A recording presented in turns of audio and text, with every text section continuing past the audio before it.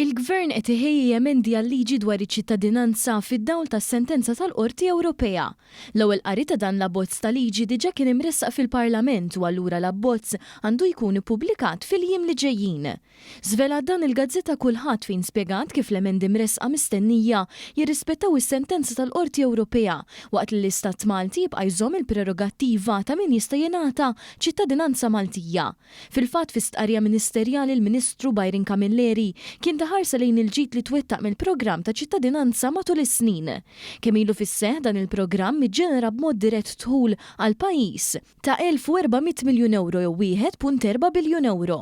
Dawn il-flus inqasmu bejn il-Fond Konsolidat u l-Fond Soċjali għall-Iżvilupp Nazzjonali, l-NDSF.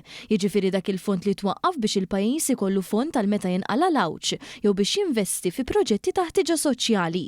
Sa dan it-tant madwar 10 miljun euro ingħataw fotijiet filantropiċi li laqdiet differenti madwar il-pajjiż. Il-ġid iġġenerat serva wkoll bħala pajjiż waqt l-isfida tal-pandemija. Il-gazzetta kulħadd taċċennat li apparti dan il-programm illi mistenni jitwaqqaf mill-Gvern wara s-sentenza tal-Qorti Ewropea, hemm żewġ modi oħra fejn il-Gvern jista' jagħti ċittadinanza abbażi ta' mertu jew naturalizzazzjoni.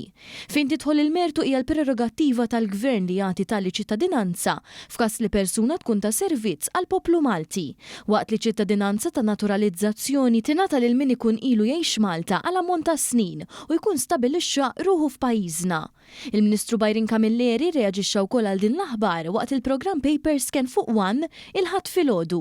Aħna ħannu naraw is-sentenza tal-Qorti Ewropea fit-totalità tagħha, però ħanżommu id-dritt illi kull deċiżjoni tittieħed fl-aħjar interess ta' pajjiżna, fl-interess nazzjonali u d-diskrezzjoni ta' kull ċittadinanza ħatibqa' tagħna bħala pajjiż.